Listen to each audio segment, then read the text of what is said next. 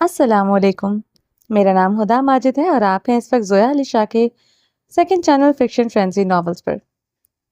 عشق رومان شاہ کی ایپیسوڈ 61 ہے، چلیں سٹارٹ کرتے ہیں۔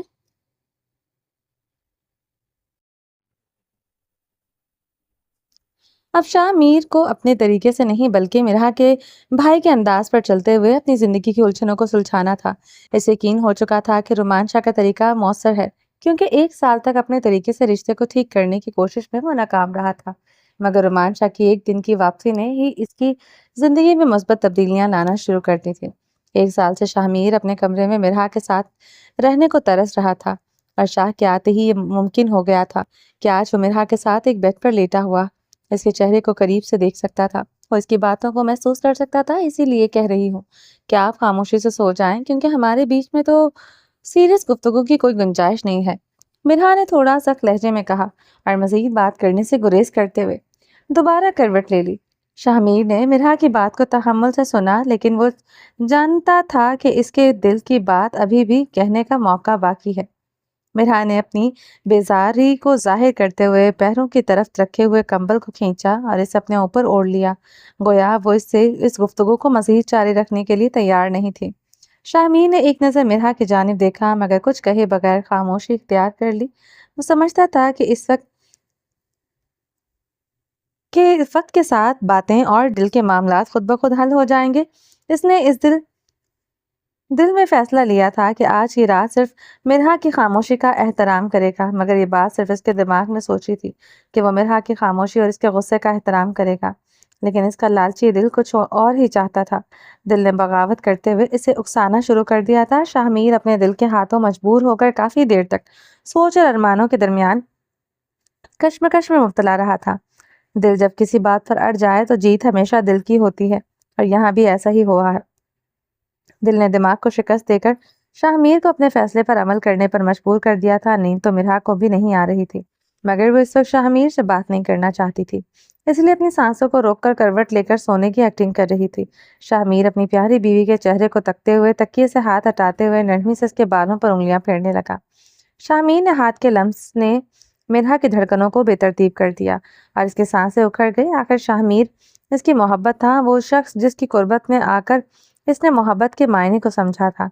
کسی سے محبت ہو جانا اور کسی سے نفرت کرنا قدرتی عمل ہے، مگر یہاں معاملات مختلف تھے۔ مرحا کو شاہ میر سے محبت تو ہو گئی تھی، لیکن شاہ نے چاہنے کے باوجود بھی وہ آج تک نفرت نہیں کر سکی تھی۔ خود پر جبر کرتے ہوئے یہ سال اس نے گزارا تھا۔ شاہ میر کو اس کا دل معاف نہیں کرنا چاہتا تھا، مگر شاہ میر کے سامنے وہ زیادہ دیر اپنے غصے کو برقرار نہیں رکھ سکتی تھی۔ اسی خوف سے اس نے شاہ میر سے دوری اختیار کر لی تھی، لیکن آج شاہ میر کا قریب ہونا مرحا کے دل میں کئی جذبات کو جگا رہا تھا۔ جذبات کو وہ تو کوئی نام دینا چاہتی تھی، نہ ہی جذباتوں کو فی الحال وہ محسوس کرنا چاہتی تھی۔ اب آپ یہ سب کر کے مجھے مجبور مت کریں کہ میں آپ کو کمرے سے باہر جانے کو کہوں، مگر کہنے کا بھی کوئی فائدہ تو نہیں ہوگا، کیونکہ یہ آپ کا اپنا کمرہ ہے۔ آپ تو ارمان بھائی کے آنے سے ایکسٹرا ڈھیٹ بن چکے ہیں، اس لیے میں چلی جاتی ہوں۔ وہ اپنی جگہ سے اٹھ کر کھڑی ہو چکی تھی، کیونکہ شاہ میر کے ہاتھ اس کے بالوں سے اس کے نرم رخساروں کو چھونے لگے تھے۔ سوچ لو جانے من، جیسے ہی تم روم سے باہر قدم رکھو گی میں تمہارے بھائی کو فون پر یہ بتا دوں گا، پھر تم جانو اور تمہارا بھائی جان، میں تو بری الزامہ ہو جاؤں گا۔ شاہ میر دونوں بازو اپنے سر کے نیچے رکھتے ہوئے سیدھا لیٹ کر اس کے چہرے کے تاثرات دیکھ رہا تھا، جو بیڈ سے اتر کر چپلیں پہن کر جانے کو تیار کھڑی تھی۔ شاہ میر کی بات پر وہ گھور کر کھا جانے والی نظروں سے اسے دیکھ رہی تھی۔ آپ یہ سب جو کر رہے ہیں بالکل صحیح نہیں کر رہے۔ پتہ نہیں میرے اتنے سمجھدار بھائی کو آپ کی چالاکیاں کیوں نظر نہیں آ رہی، وہ دانتوں کو پیستے ہوئے بولی۔ شاہ میر کو اس وقت مرحا پر غصہ آ رہا تھا، کیونکہ وہ اس کے ساتھ روم میں رہنا بھی نہیں چاہتی تھی، اور اس کے بھائی کا ڈر یا احترام کہہ لو، وہ اسے یہاں سے جانے بھی نہیں دے رہا تھا۔ وہ واپس چپل اتار کر کمبل کو اپنے اوپر کھینچ کر پوری طرح اس کے اندر گھس گئی تھی، تاکہ شاہ میر اس کو ہاتھ لگا کر چھو نہ سکے۔ جبکہ پاگل لڑکی یہ بھول گئی تھی کہ بلینکٹ کے اندر شاہ میر بھی سو رہا ہے، مگر شاہ میر کچھ دیر تو شرافت کا ڈرامہ کرتا رہا، مگر کچھ دیر بعد وہ اپنے جذبات پر قابو پاتے ہوئے ایک بار پھر شرارت کے مود میں آ چکا تھا۔ اپنی پیاری چھوٹی سی بیٹی کو بڑی نرمی سے اٹھا کر اس کے ماتھے پر لب رکھ کر محبت بھرا اور شفقت بھرا بوسہ دیتے ہوئے اسے اٹھا کر اس کے काउच बिस्तर पर लाते हुए इसे अच्छी तरह कंबल से कवर कर दिया था। मेरा बच्चा अपने बाबा का साथ देना, सोती रहना। मुझे आपकी मामा को मनाना है। वो बड़ी राजदारी से आहिस्ता आहिस्ता अपनी बेटी के कान में सरगोशी कर रहा था, जैसे वो सच में इसकी बात समझ रही हो। नरम कदमों से चलते हुए वो वापस बेड पर आकर लेट गया। नरमी से बेड पर लेटते हुए एक साइड से कंबल को उठाकर वो भी कंबल के अंदर घुस चुका था। आहिस्ता आहिस्ता सरकते हुए वो बिल्कुल मिरहा के करीब जा चुका था। बड़ी राजदारी के साथ साथ इसकी कमर में हाथ इसकी कमर में डालते हुए इसकी नर्म कमर के गिर्द अपने बाजू का हिसार बना चुका था। मिरहा जो बमुश्किल खुद को सुलाने की कोशिश कर रही थी, शाहमीर के हाथ का लम्स अपने गिर्द महसूस करते हुए मिरहा ने पट से आंखें खोल दी थी। आपका मसला क्या है? आप क्यों अपने हाथों पर कंट्रोल नहीं रख सकते? वो झटपटाते हुए शाहमीर के हाथ को हटाते हुए बोली थी। अबे बदतमीज, मना किया है ना, मत तंग करो इसे, शाहमीर ने अपने हाथ को डांटते हुए कहा। वो ऐसी एक्टिंग करते हुए बहुत प्यारा लग रहा था। नस्मा कहाँ गई? नस्मा अपने बिस्तर पर आराम कर रही है। आप नहीं कर सकते? आप चाहते क्या हैं? चाहता तो मैं तुम्हें हूँ और चाहने से तो तुम मुझे रोक नहीं सकती। शाहमीर ने पुराने शाहमीर वाली हिम्मत दिखाते हुए इसके पास पहुंचकर इसे अपनी जानिब खींचते हुए अपने ऊपर गिरा लिया था। मिरहा जो नस्मा को पास न पाकर बिस्तर पर उठकर बैठ चुकी थी, वो लहराते हुए शाहमीर के मजबूत सीने से टकरा गई थी। मिरहा की सांसें तेज हो गई, जैसे हर सांस के साथ एक नया एहसास जन्म ले रहा हो। इसके जज्बात एक शदीद जद्दोजहद में थे। मोहब्बत और गुस्से की लहर इसके अंदर दौड़ रही थी। इसकी धड़कनें बेकाबू हो गई थी। शाहमीर की कुर्बत में वो खुद को महफूज और बेचैन दोनों एक साथ महसूस कर रही थी। छोड़े मुझे। आपको लगता है कि आप ऐसी हरकतें करके मुझे ठीक कर लेंगे, तो ये आपकी गलत फहमी है। अपनी कमर से शाहमीर के हाथों को हटाने की नाकाम कोशिश करते हुए शाहमीर को गुस्से भरी नजरों से देख रही थी। मेरी जान, मुझे अफसोस है कि तुम्हें यह हरकत बर्दाश्त करनी पड़ेगी। अब तुम चाहो या ना चाहो, रहना तो तुम्हें मेरे साथ है। मेरी मेरी चीपनेस तो तुम्हें बर्दाश्त करनी पड़ेगी। आपका ये स्वीट लहजा, आपको पता है आप जलेबी की तरह हैं, एक्स्ट्रा स्वीट, सेहत के लिए नुकसानदा। चलो, तुमने ये कबूल तो कर लिया कि मैं मीठा हूँ। मैंने साथ में ये भी कहा है कि आप सेहत के लिए नुकसानदेह हैं। मैं बहुत जल्द भाई को आपकी असलियत दिखा दूंगी और फिर मुझे आपके साथ आपके रूम में हरगिज नहीं रहना पड़ेगा। ये सब ज्यादा देर नहीं चल सकेगा, समझे आप? हाँ, समझ गया। मतलब ये ज़्यादा देर नहीं चलेगा, फ़िलहाल तो चल सकता है, क्योंकि तुम्हारे पास मेरी जान कोई और रास्ता नहीं है। मिरहा को शायद मीर पर गुस्सा आ रहा था, मगर इस वक्त वो चाह कर भी कुछ नहीं कर पा रही थी।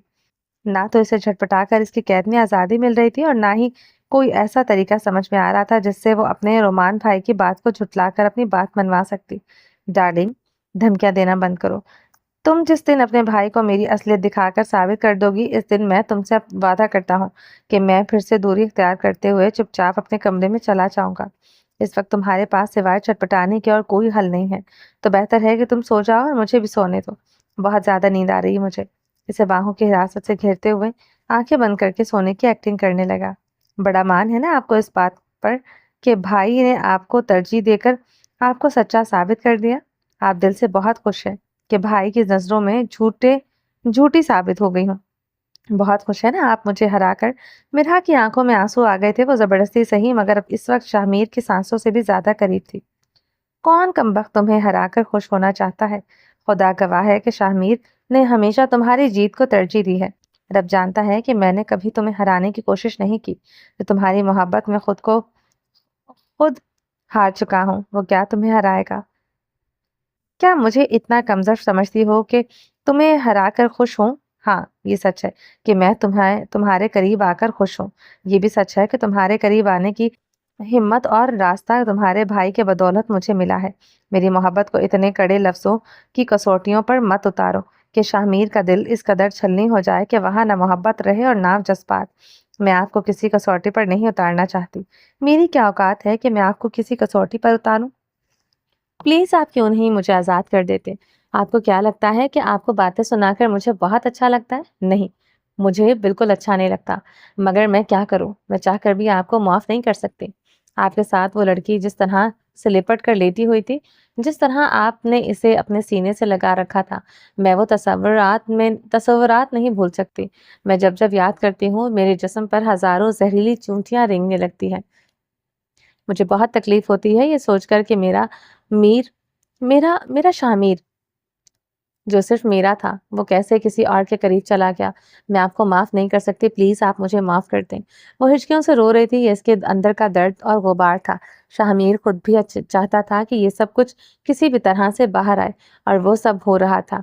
وہ کتنی دیر شکوے شکایتیں کرتے ہوئے روتے جا رہی تھی، اور شاہمیر اسے اپنی باہوں کے حصار میں لیے خاموش ہو کر اس کے درد کو سن رہا تھا۔ وہ روتے ہوئے خود کو ہی چٹپٹا کر تھک کر شاہمیر کے سینے پر سر رکھ کر سو گئی تھی۔ نیند کو اس پر رحم آ گیا تھا، وہ کسی بچے کی طرح اپنا غم ہلکا کر کے سو چکی تھی، جبکہ شاہمیر بڑی محبت سے اسے اپنی باہوں میں سمیٹے ہوئے جاگ رہا تھا۔ شاہمیر کو کہاں نیند آنے والی تھی؟ وہ لڑکی جس پر پہلی نظر میں اس نے اپنا دل ہارا تھا، وہ اس کی دسترس میں تھی، وہ بھی پورے 1 سال بعد۔ اس رات میں درد بھی تھا اور سکون بھی، جسے شاہمیر محسوس کرتے کھلی آنکھوں سے اس کی قربت کو محسوس کر رہا تھا۔ میں کبھی اس لڑکی کو معاف نہیں کروں گا جس کی وجہ سے تم اتنی تکلیف میں ہو۔ پاگل، تمہیں لگتا ہے کہ میں تمہیں غلط سمجھتا ہوں؟ کبھی بھی نہیں، کیونکہ تم اپنی جگہ بالکل ٹھیک ہو۔ جانتا ہوں کہ تم مجھے معاف کرنا چاہتی ہو، مگر تمہاری محبت مجھے معاف کرنے کو تیار نہیں ہے۔ یہ زندگی یہ حقیقت ہے کہ جسے آپ اپنی بہت محبت کرتے ہیں، اس کی دی ہوئی چوٹ کو معاف کرنا آسان نہیں ہوتا۔ مجھے تمہاری محبت پر ذرا بھی شک نہیں ہے۔ نہ تم غلط ہو، نہ میں غلط ہوں، بس وہ وقت غلط تھا جس نے ہم دونوں کو ہجر کی سولی پر لٹکا دیا۔ وہ گہری سوچ میں ڈوبا چھت کو دیکھ رہا تھا۔ جانشاہ، سونے کی کوشش مت کرنا۔ کیوں؟ مجھے نیند آ رہی ہے۔ تو جناب نیند کو بولو کہ سونے کی اجازت نہیں ہے۔ کیوں؟ کیونکہ فجر کی اذانیں شروع ہونے والی ہیں اور ہمیں فجر کی نماز سے پہلے شکرانے کے نفل ادا کرنے ہیں۔ خدا نے ہمیں واپس ایک دوسرے کا نصیب بنا دیا، ہماری زندگی میں خوشیاں واپس لوٹ آئی ہیں۔ اٹھو شاباش، اچھے بچے کہنا مانتے ہیں۔ محبت کے سرور میں ڈوبی ہوئی میرب جو سونے لگی تھی، مگر شاہ نے بڑی نرمی سے محبت سے جاگتے ہوئے رہنے کو کہا۔ رومان شاہ نمازوں کا پابند تھا، نماز چھوڑنے اور چھوڑنے والے اسے بالکل بھی اچھے نہیں لگتے تھے، اور میرب کو تو شادی کے بعد اس نے 5 وقت کی نماز پڑھنے پہ لگا دیا تھا، مگر شاہ کی دوری اور اس کی سخت بیماری نے اسے نمازوں سے دور کر دیا تھا، اور شاہ کو یہ ہرگز منظور نہیں تھا کہ اس کی بیوی، اس کی شریک حیات نمازوں سے دور رہے۔ شاہ پلیز تھوڑی دیر سونے دیں، پھر پکا اٹھ جاؤں گی۔ میرب کو بہت سخت نیند آ رہی تھی، اور شاہ کے سینے پر سر رکھ کر سونے کا نشہ میرب کے سر چڑھ کر بول رہا تھا، بالکل بھی نہیں۔ اٹھو، فریش ہو کر ہمیں تہجد کی نماز ادا کرنی ہے، اللہ کی بارگاہ میں اپنی خوشیوں کے لیے دعا کرنی ہے، اللہ کا شکر ادا کرنا ہے۔ محبت بھرے نرم لہجے میں، جیسے کوئی بچے کو سیدھے راستے پر چلانے کے لیے سمجھا رہا ہو، اسے اپنی باہوں کی حراست میں لیے بڑی محبت سے بھلائی کے راستے پر چلنے کا درس دیتے ہوئے وہ بہت پیارا لگ رہا تھا۔ شاہ پلیز تھوڑی دیر۔ وہ بچوں کی طرح کچھ دیر سونے کی ضد کر رہی تھی۔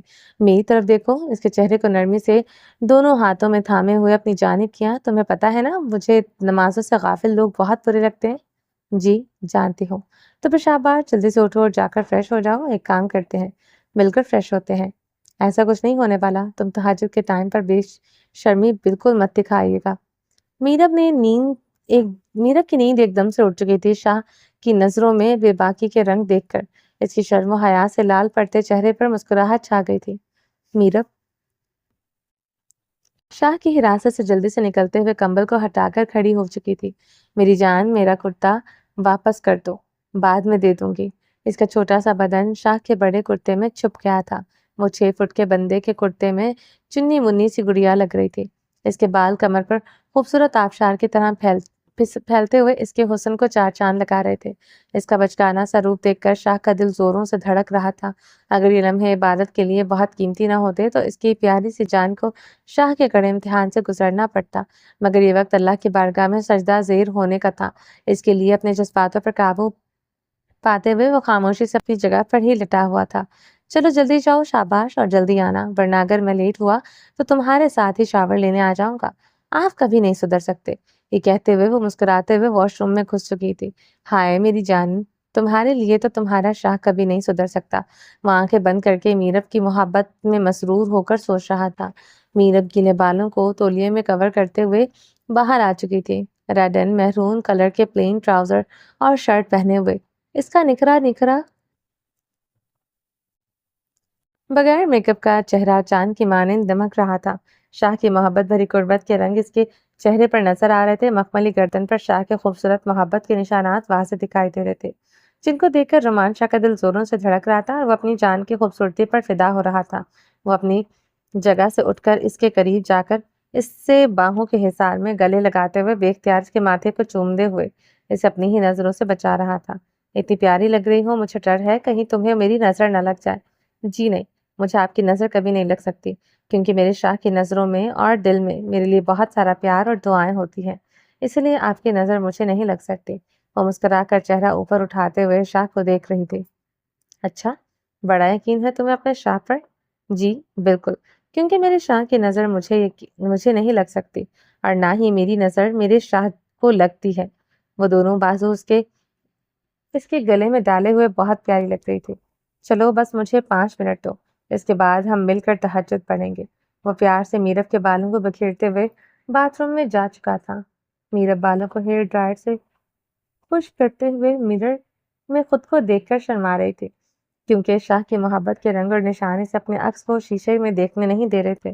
اتنا مت شرماؤ، ابھی تمہیں شرمانے کے اور بہت سے موقع دوں گا۔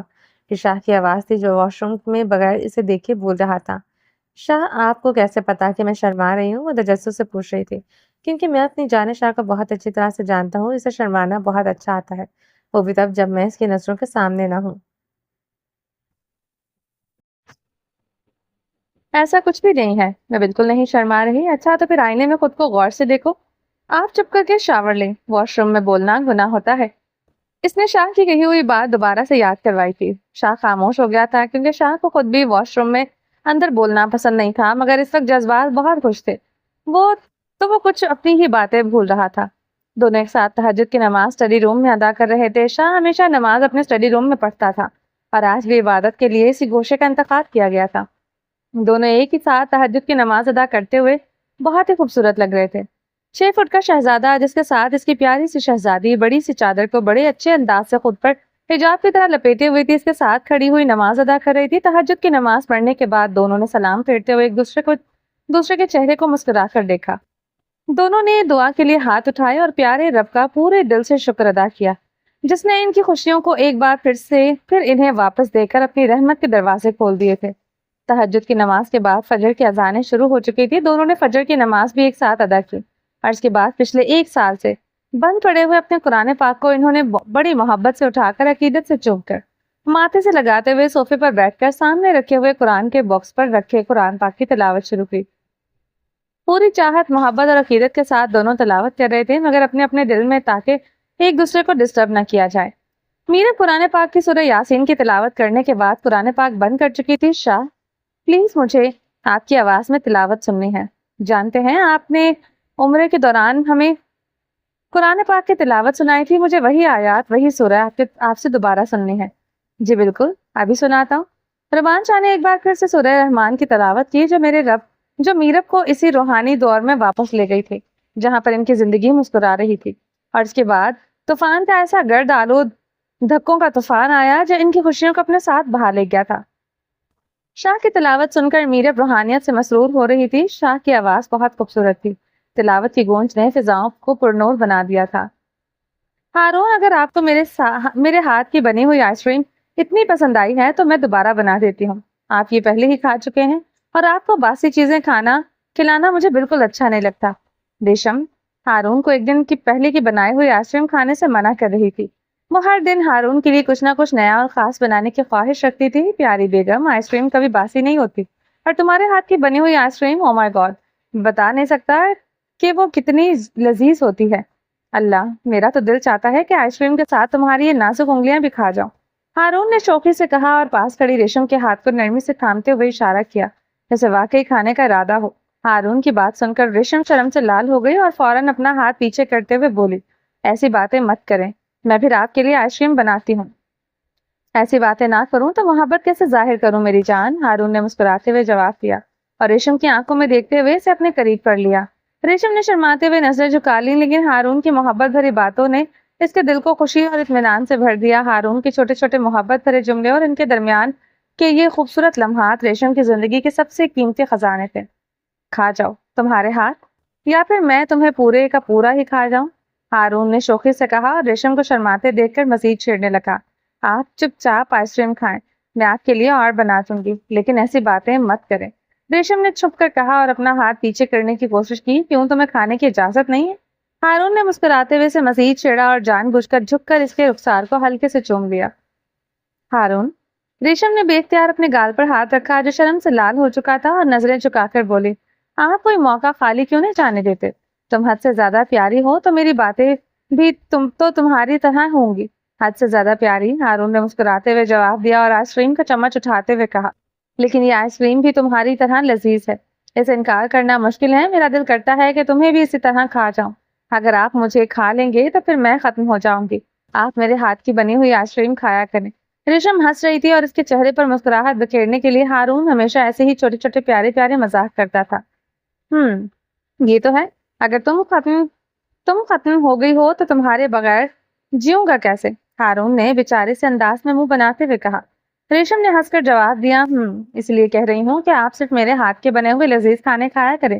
لیکن ہارون صاحب مجھے مت کھائیں. وہ پیار سے ہارون کے سینے سے لگتے ہوئے بولی. چلو تھوڑا تھوڑا کھا لو, کھانا تو ہے نا, کیونکہ جتنی تم سویٹ ہو تمہیں کھائے بغیر میں رہ نہیں سکتا. ہارون چپ چاپ آئس کریم کھائیں, آپ بہت زیادہ شرارتی ہوتے جا رہے ہیں. ہارون کا اشارہ کسی اور طرف تھا جس پر ریشم نے فوراً شرماتے ہوئے کہا, اسے شرارتی نہیں رومانٹک ہونا کہتے ہیں. ہارون نے مسکراتے ہوئے شرارت سے آئس کریم کا چمچ اس کے رخسار پر لگا دیا. ہارون ٹھنڈی ہے بہت, مت کریں پلیز, مجھے تو پہلے ہی ٹھنڈ لگ رہی ہے. ریشم نے جلدی سے آئس کریم کو ہاتھ سے صاف کرتے ہوئے ناراضگی سے کہا, اگر 2 منٹ صبر کر جاتی ہے تو اس نازک گال پر لگی آئس کریم کو میں نے پیار سے اپنے ہونٹوں سے صاف کر دینا تھا. ہارون نے آنکھ مارتے ہوئے شوخی سے کہا, جی نہیں, آپ کو اتنا فلمی ہونے کی ضرورت نہیں ہے, میں نے خود صاف کر لیا ہے. ریشم نے ہنستے ہوئے جواب دیا. دونوں آئس کریم کے ساتھ انصاف کرتے ہوئے اس خوبصورت لمحے کو مزید حسین بنا رہے تھے. ہارون کی شرارتیں اور ریشم کی شرمگین مسکراہٹیں ان کی محبت بھرے تعلق کو اور بھی گہرا کر رہی تھی. ریشم, میرے پاس آج تمہارے لیے خوشخبری ہے. کیسی خوشخبری؟ خوشخبری یہ ہے کہ رومانچہ زندہ ہے اور وہ سلطان کے پھیلائے ہوئے جال کو کاٹ کر واپس اپنوں تک پہنچ گیا ہے. یہ بات سن کر ریشم کچھ لمحوں کے لیے خاموش ہو گئی تھی. اسے اپنی سماعت پر یقین نہیں آ رہا تھا کہ سچ میں رومانچہ زندہ ہے. رومانچہ نے ریشم کے ساتھ بہنوں جیسا رشتہ نبھایا تھا. جب ریشم نے سنا تھا کہ سلطان نے رومانچہ کو مروا دیا ہے تو وہ بہت روئی تھی. کتنے دنوں تک وہ کھانا پینا تک بھول گئی تھی. ہارون نے بڑی مشکل سے اسے سنبھالا تھا, مگر آج یہ اچانک سن کر یقین کرنا تھوڑا مشکل ہو رہا تھا. پلیز ہارون, آپ سچ کہہ رہے ہیں نا؟ یہ کوئی مذاق تو نہیں ہے نا؟ بالکل بھی یہ مذاق نہیں ہے, سچ میں رومانچہ زندہ ہے اور اب وہ اپنے گھر جا چکا ہے. مجھے یہ بات شاہمیر سے پتہ چلی ہے تو غلط تو نہیں ہو سکتی. ہارون محتاط لہجے میں اسے سب کچھ بتاتا چلا جا رہا تھا. ہارون پلیز مجھے سلطان سے اتنا دور لے جائیں جہاں وہ چاہ کر بھی نہ پہنچ سکے. مجھے سچ میں ہر وقت یہ ڈر لگا رہتا ہے کہ کبھی بھی کسی بھی وقت سلطان ہمیں نقصان پہنچا سکتا ہے. پلیز مجھے اس ڈر سے دور لے جائیے. مجھے یہ دکھ بھی ہوتا ہے کہ وہ آپ کے عظیم ہستی ہیں, وہ آپ کے باپ ہیں, مگر میں کیا کروں؟ میں ان کے بارے میں نہ کچھ اچھا سوچ سکتی ہوں نہ بول سکتی ہوں. مجھے معاف کر دیجیے گا. ریشم کی آواز میں خوف اور بے بسی تھی. وہ نظریں جھکائے ہوئے خود پر شرمندہ سی تھی. تمہیں شرمندہ ہونے کی ضرورت نہیں ہے. بے شک سلطان میرا باپ ہے, مگر اس نے کبھی بھی باپ ہونے کا فرض ادا نہیں کیا. میرے دل میں اس کے لیے کوئی بھی سافٹ کارنر نہیں ہے. ہاں, بدقسمتی سے اس نے مجھے پیدا ضرور کیا ہے. میں اس کا بیٹا ہوں. یہ ٹیگ میں چاہ کر بھی خود سے ہٹا نہیں سکتا. ہارون نے نرمی سے جواب دیا. صرف اولاد کو پیدا کر کے ماں باپ کا فرض پورا نہیں ہوتا تھا. ماں باپ بن کر بھی بچے کی اصلاح کرنی ہوتی ہے. قدم پہ قدم ان کے ساتھ چلنا ہوتا ہے. مگر سلطان نے یہ فرض کبھی نہیں نبھایا. جس شخص نے خود زندگی میں کبھی اپنی اصلاح کے بارے میں نہ سوچا ہو تو وہ اپنی اولاد کی اصلاح کیا کرے گا؟ سلطان کی وجہ سے میں نے اپنے قیمتی رشتے کھو دیے, اپنی ماں کو کھو دیا, اس لڑکی کو کھو دیا جس نے ابھی تک میری زندگی میں قدم بھی نہیں رکھا تھا. میں چاہوں بھی تو سلطان کو معاف نہیں کر سکتا. میرے دل نے کبھی اسے اپنا باپ تسلیم نہیں کیا اور نہ ہی کبھی کرے گا. جو شخص عورتوں کی عزت نہ کرے ایسے انسان سے میرا کوئی لینا دینا نہیں. تمہیں شرمندہ ہونے کی ضرورت نہیں ہے اور میرے ہوتے ہوئے تم سکون سے رہو. ریشم نے خوفزدہ چہرے کو دیکھتے ہوئے ہارون نے اپنی باہوں میں لیا اور سینے سے لگا کر تسلی دی. مگر ہم یہاں سے کہیں دور کیوں نہیں چلے جاتے جہاں پر سلطان نہ آ سکے؟ کیا کوئی ایسی جگہ نہیں جہاں ہم سلطان سے چھپ کر رہ سکتے؟ میں سلطان سے جتنا دور بھاگوں گا وہ میرا اتنا ہی پیچھا کرے گا. اس شہر میں, اس ملک میں رہ کر میں اس پر نظر رکھ سکتا ہوں, مگر یہاں سے نکل کر میں اپنا نقصان نہیں کرنا چاہتا. میرے یہاں سے دور جاتے ہی سلطان بے قابو ہو جائے گا. بے قابو ہو کر وہ ہمارا بہت نقصان کر سکتا ہے. پلیز میری بات کو سمجھو, اور جب تک میں زندہ ہوں تمہیں کوئی نقصان نہیں پہنچنے دوں گا. تم میری عزت ہو اور تمہاری عزت کی حفاظت کرنا میرا فرض ہے۔ بدقسمت ہے وہ اولاد جنہیں اپنے ماں باپ کے کیے گئے گناہ کا خمیازہ بھگتنا پڑے۔ کیسے بتاؤں کہ بدقسمت ہوں میں، جسے اپنے ہی باپ سے خطرہ لاحق ہے۔ بے شک وہ مجھے کوئی نقصان نہیں پہنچانا چاہتا، مگر اس انسان کو یہ سمجھ نہیں آتی کہ یہ لڑکی میری بیوی ہے اور اس کی عزت میری عزت سے جڑی ہوئی ہے، تو مجھے نقصان پہنچانے کے لیے بھی تمہیں چوٹ دے گا۔ ریشم کو اپنی مضبوط باہوں میں لیے ہارون کے چہرے پر افسردگی نمایاں تھی۔ وہ یہ سب کچھ اپنے دل میں سوچتے ہوئے شرمندہ ہو رہا تھا۔ سلطان ایک بد کردار، ظالم اور بے رحمی کی ایک جیتی جاگتی مثال ہے۔ وہ اپنے مفاد کے لیے ہر حد پار کر جاتا ہے، چاہے اس کے لیے دوسرے کی زندگیاں تباہ کرنی پڑے، اس کو کچھ فرق نہیں پڑتا۔ اپنے بیٹے کے لیے اس کا رویہ اسے ایک ایسے باپ کی عکاسی کرتا ہے جو اپنے ہی خون کی خوشیوں کو اپنی انا کی بھین چڑھا سکتا ہے۔ وہ نہ صرف عورتوں کی عزت کو پامال کرتا ہے بلکہ اپنے قریبی رشتوں کو بھی اپنے غرور اور لالچ کی آگ میں جلا دیتا ہے۔ اس کے لیے تعلقات، جذبات اور محبت سب ثانوی حیثیت رکھتے ہیں، کیونکہ اس کی دنیا میں صرف طاقت، پیسہ اور اپنی مرضی کی فوقیت حاصل ہے۔ ایسا کردار یہ دکھاتا ہے کہ انسان اپنی خود غرضی اور ظلم کی انتہا پر پہنچ کر اپنے قریب ترین لوگوں کے دلوں سے بھی نکل سکتا ہے، اور یہی سلطان کی سب سے بڑی بدقسمتی ہے۔ مگر برائی چاہے جتنی بھی طاقت پر ہو، ایک نہ ایک دن اسے اچھائی کے سامنے جھکنا پڑتا ہے۔ وقت ہمیشہ یکساں نہیں رہتا اور نیکی کا پلڑا آخر کار بھاری ہو ہی جاتا ہے۔ سلطان کا وقت بھی قریب تھا جب اس کی طاقت، غرور اور گناہ کاریاں اس کے اپنے ہی بوجھ تلے دبدے والی تھی۔ ہر ظالم کے لیے ایک لمحہ مقرر ہوتا ہے اور سلطان کا برا وقت اب شروع ہونے والا تھا۔ نسمہ کے رونے کی آواز پر مرحا کی آنکھ کھلی۔ اس نے خود کو شاہمیر کے بے حد قریب اس کی باہوں میں پایا۔ مرحا اتنی پرسکون سوئی ہوئی تھی کہ اسے احساس بھی نہیں تھا کہ وہ کتنے گھنٹے تک سوتی رہی ہے۔ اس حقیقت کو وہ تسلیم کرنے کو تیار نہیں تھی کہ شاہمیر ہی اس کا سکون ہے، کیونکہ آج اتنی پرسکون نیند اس کی باہوں میں سونے کا مطلب یہی تھا کہ اس کے دل میں سے شاہمیر کبھی نکلا ہی نہیں تھا۔ مگر کبھی کبھی انسان اپنے غصے اور انا کے سامنے اتنا بے بس اور کمزور ہو جاتا ہے کہ وہ سب کچھ سمجھتے ہوئے بھی سمجھنے کو تیار نہیں ہوتا۔ مرحا بھی اسی نازک وقت سے گزر رہی تھی۔ بے شک وہ ایک بیوی بن کر سوچ رہی تھی، اور جہاں پر کھڑے ہو کر وہ یہ سب دیکھ کر اور سوچ رہی تھی، اس کا سوچنا اور غصہ کرنا کچھ بھی غلط نہیں تھا۔ کبھی کبھی کچھ حالات میں ہمیں اس جگہ پر کھڑا کر دیتے ہیں جہاں سے نہ تو انسان آگے جا سکتا ہے، نہ پیچھے جا سکتا ہے، نہ یقین کر سکتا ہے۔ ایسا وقت ہر انسان پر کبھی نہ کبھی آتا ہے۔ ایسے وقت میں کچھ خوش قسمت ہوتے ہیں جو خود سے سنبھل کر اپنے رشتوں کو سمیٹ لیتے ہیں، اور کچھ ایسے ہوتے ہیں جو غلط فہمی کی بنا پر اپنے رشتوں کو گوا بیٹھتے ہیں۔ مگر مرحا خوش قسمت تھی، کیونکہ اس کے نصیب میں شاہمیر ملک لکھا ہوا تھا۔ اس نے ہر موقع پر اپنی عقل مندی کا مظاہرہ کرتے ہوئے اپنے رشتے کو بچا لیا۔ شاہمیر کی جگہ کوئی اور مرد ہوتا تو آج یہ رشتہ پوری طرح سے تباہ ہو چکا تھا، مگر اس نے اس رشتے کو ایک سال میں اتنا سمیٹ کر رکھا تھا کہ مرحا کی بے انتہا نفرت اور غصے کے باوجود بھی یہ رشتہ ٹوٹ نہیں سکا تھا۔ شاید اس کی کسی نیکی کا انعام بن کر رومان شاہ واپس آیا تھا۔ مرحا نے اٹھتے ہی اپنے چہرے پر غصے سے کے تاثرات ظاہر کیے تھے، اس کے ماتھے پر بل پڑنے لگے تھے۔ اسے اپنا شاہمیر سے کے اتنا قریب ہونا بالکل اچھا نہیں لگتا تھا۔ اپنی بیٹی کے رونے کی آواز سن کر وہ جلدی سے اس سے دور ہوتے ہوئے بکھرے ریشمی بالوں کو پیچھے کی جانب کرتے ہوئے سمیٹ کر جوڑا سا بنا کر اپنی بیٹی کی طرف بڑھ گئی۔ اسے نسمہ کو دودھ پلانا تھا، کیونکہ نسمہ کو رات کے وقت وہ مدر فیڈ ہی کرواتی تھی۔ اب شاہمیر روم میں تھا، تو ایسے میں اس کے لیے نسمہ کو چپ کروانا مشکل ہو رہا تھا۔ بوتل میں دودھ ڈال کر نسمہ کے لیے مصنوعی دودھ تیار کر کے وہ لے آئی تھی، اور مگر نسمہ رات کے وقت یہ دودھ نہیں پیتی تھی، اس لیے اسے عادت ہی نہیں تھی۔ وہ فیڈ نہیں لے رہی تھی، وہ مسلسل رو رہی تھی، اور شاہمیر جو کہ ایک سیکنڈ کے لیے سویا بھی نہیں تھا، مرحا کی قربت کو محسوس کرتے خوشی سے مسلسل جاگ رہا تھا۔ وہ یہ سب کچھ دیکھ رہا تھا۔ اسے تو یہ سب سمجھ نہیں آ رہا تھا کہ وہ کیوں رو رہی ہے، کیونکہ نسمہ کی روٹین کے بارے میں شاہمیر کو کچھ بھی نہیں پتا تھا۔ جب سے نسمہ پیدا ہوئی تھی، شاہمیر اور مرحا الگ الگ رومز میں رہ رہے تھے۔ مرحا، یہ کیوں رو رہی ہے؟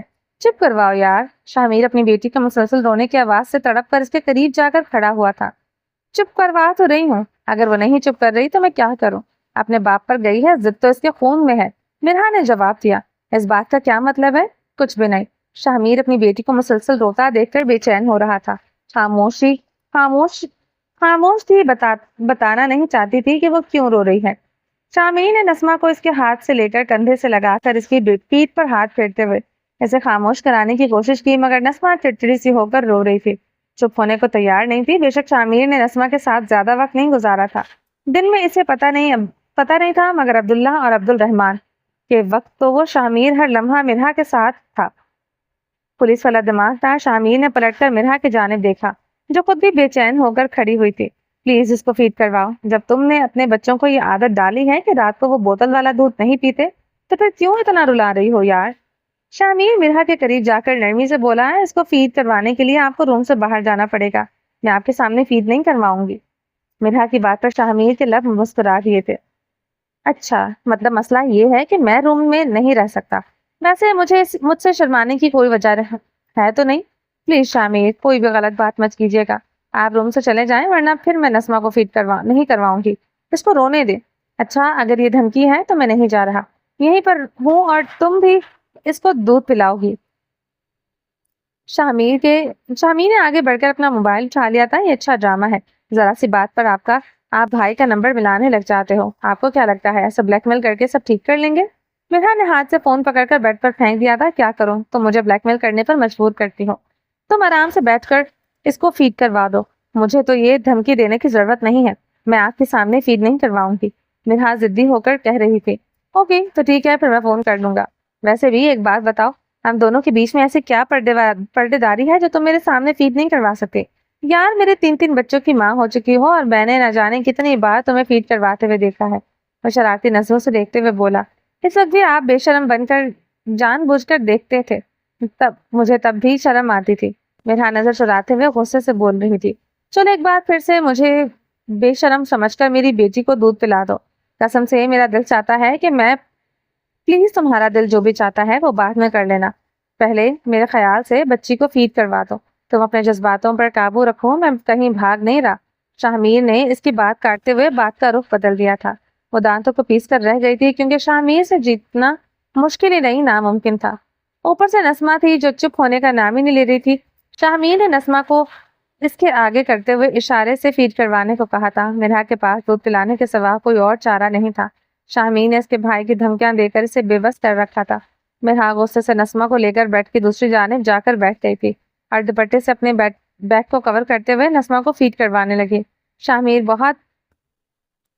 شامیر کے فیورٹ مومنٹس میں سے ایک تھا، مگر اس وقت وہ سامنے جا کر بیچاری نسمہ کے منہ میں آیا ہوا رزق کا نوالا چھین نہیں سکتا تھا۔ وہ اچھی طرح سے جانتا تھا کہ اگر وہ اس کے سامنے گیا تو مرحا نسمہ کو فیڈ نہیں کروائے گی۔ بیچارہ اپنے جذباتوں پر لگام ڈالے نماز کے لیے وضو کرنے چلا گیا کیونکہ فجر کی اذانیں ہو چکی تھی۔ نماز اور قرآن کی تلاوت کے بعد شاہ اور میرب دونوں واپس اپنے خوبصورت روم میں آ چکے تھے جہاں پر گزری رات کی خوشبو ہواؤں میں مہک رہی تھی۔ شاہ بڑی محبت سے میرب کا ہاتھ تھامے ہوئے تھا۔ شاہ، جی شاہ کی پیاری سی جان، آپ کے لیے کافی بنا کر لا دو؟ نہیں، تم بس میرے پاس رہو، مگر میں آپ کے لیے کافی بنانا چاہتی ہوں۔ کیا آپ نے میرے ہاتھ کی بنی ہوئی کافی کو مس کیا؟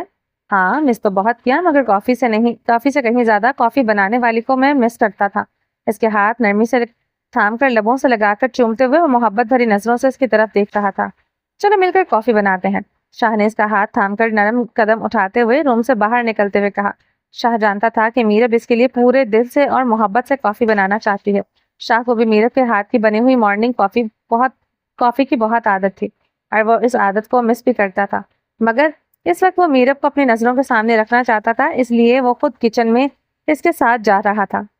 روم سے نکلتے ہوئے میرب کا ہاتھ تھامے وہ سیڑھیاں اترتا ہوا کچن کی جانب جا رہا تھا۔ فی لمحے یہ وقت کے ساتھ سب کچھ ایک خواب کی طرح لگ رہا تھا۔ سیڑھیوں سے اترتے ہی ان کی نظریں زکیہ پر پڑی جو سامنے ہی صوفے پر بیٹھی ہوئی قرآن پاک پڑھ رہی تھی۔ دونوں کو دیکھ کر وہ مسکراتے ہوئے قرآن پاک کو ادب سے بند کرتے ہوئے ٹیبل پر رکھ کر کھڑی ہو گئی تھی۔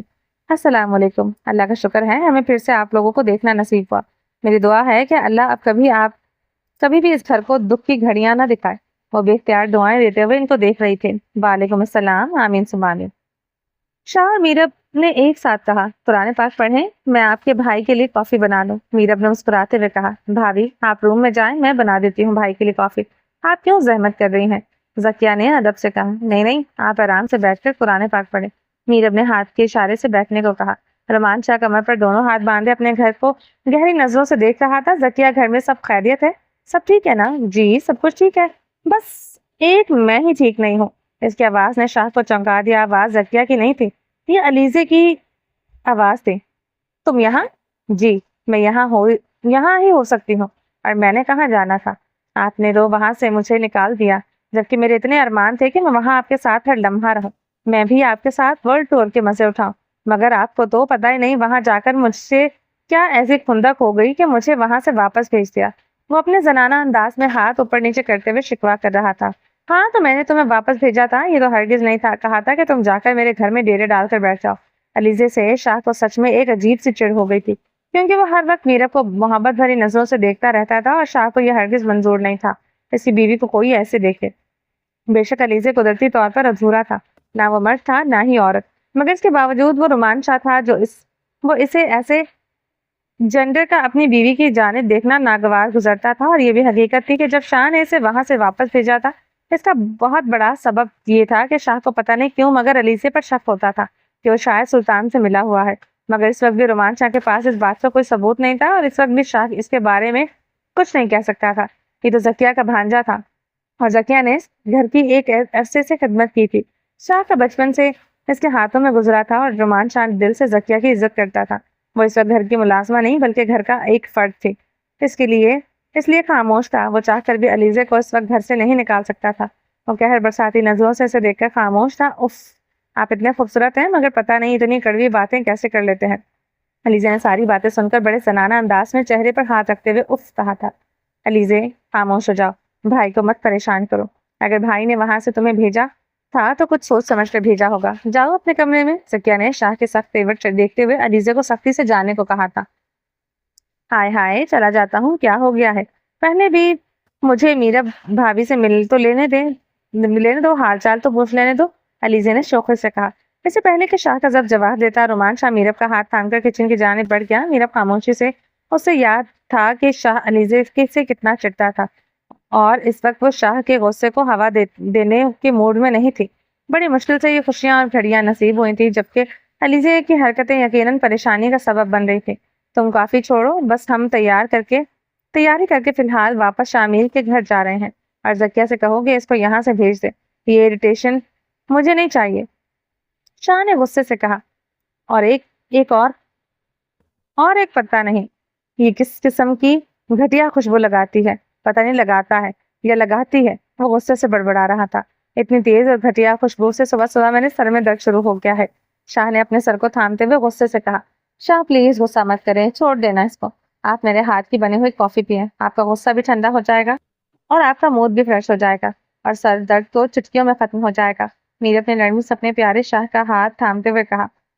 میرے سر کو دور کرنے کے لیے اگر تم یہاں پر پیارا سا میٹھا سا جام پلا دو تو کافی بنانے کی ضرورت ہی نہیں ہے، شاہ نے اپنی انگلی کو اپنے اناکھی لبوں پر رکھتے ہوئے اپنی پوائنٹ کرتے ہوئے کہا تھا۔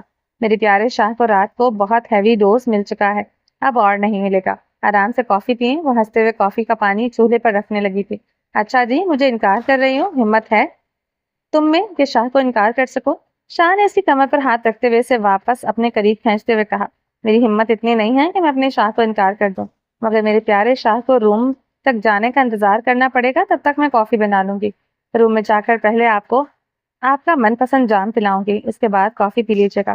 میرب مسکراتے ہوئے اپنے شاہ سے نظر چراتی ہوئی بول رہی تھی۔ میرب کی یہ ادا شاہ کی دھڑکنوں کو تیز کر رہی تھی۔ کیوں یہاں نہیں مل سکتا؟ گھر میرا اپنا ہے، بیوی میری اپنی ہے، تو پھر میں کمرے تک جانے کا انتظار کیوں کروں؟ Any reason? شاہ نے اپنے دونوں بازو اس کی کمر کے گرد حصار کی طرح باندھ رکھتے تھے۔ شاہ پلیز، میرب نے مسکراتے ہوئے شرماتے ہوئے کہا۔ میری جان، یہ پلیز والی ڈرامے بازی میرے ساتھ نہ کرو۔ رومانچہ اپنی محبت کے لمحوں میں کسی قسم کی کٹوتی برداشت نہیں کرتا ہے۔ یہ گھر میرا ہے، بیوی میری ہے، جب چاہو میں تمہیں اپنی سانسوں سے بھی زیادہ قریب کر سکتا ہوں۔ لگتا ہے کہ تمہیں گزرے 1 سال میں یہ سب بھول گیا ہے، مجھے تمہیں یاد کرانا پڑے گا۔ شاہ کی آواز میں ایک شدت تھی جو اس کے دل کے جذبات کو بیان کر رہی تھی۔ شاہ، میرا ایسا کوئی مطلب نہیں تھا، میرب نے دھیما سا جواب دیا۔ اس کی آواز میں ایک سنجیدگی تھی اور نرمیت تھی۔ میرا مطلب یہی ہے کہ تم مجھے انکار نہیں کر سکتی۔ شاہ سے جان بوجھ کر مصنوعی غصہ دکھا رہا تھا۔ تمہیں پتا ہے مجھے کتنی آکسیجن کی کمی ہو چکی ہے؟ رومانچہ کی آواز میں ایک شوق اور دلکش انداز تھا۔ میں اس آکسیجن کو پورا کرنے کے لیے تمہیں ہر 2 منٹ بعد مجھے محبت کی ڈوز دینی پڑے گی۔ دونوں ہاتھ اس کے رخساروں پر رکھتے ہوئے شدت سے اس کی نرم پکڑیوں پر جھک کر محبت بھرا جام پیتے ہوئے مسرور ہو رہا تھا۔ وہ اپنے شاہ کی محبت میں سانسوں کے لیے مچلتے ہوئے اس کے شاہ کے مضبوط سینے پر ہاتھ رکھے کھڑی تھی۔ فضاؤں میں نغمے گونج رہے تھے، جیسے ہر گوشے میں محبت کی نرم سرگم ہو اور دلوں میں خوشبو سی پھیل رہی تھی جو ان لمحوں کی مٹھاس کو اور بڑھا رہی تھی۔ میرے پیارے سائیں، کس خیال میں کھوئے ہوئے ہو؟ دیا خرم کو یہ بتانے آئی تھی کہ آج وہ اس کے ساتھ بازار جانا چاہتی ہے۔ زین کے کپڑے خریدنے کے لیے، مگر خرم کو امرود کے درخت کے نیچے گہری سوچ میں غرق پایا تو اس نے نرم لہجے میں پوچھا، کہیں نہیں یار، بس ابا جان کو یاد کر رہا ہوں۔ تمہیں یاد ہے ابا جان اسی درخت کے نیچے گھنٹوں بیٹھے رہتے تھے، انہیں یہاں بیٹھنا کتنا پسند تھا۔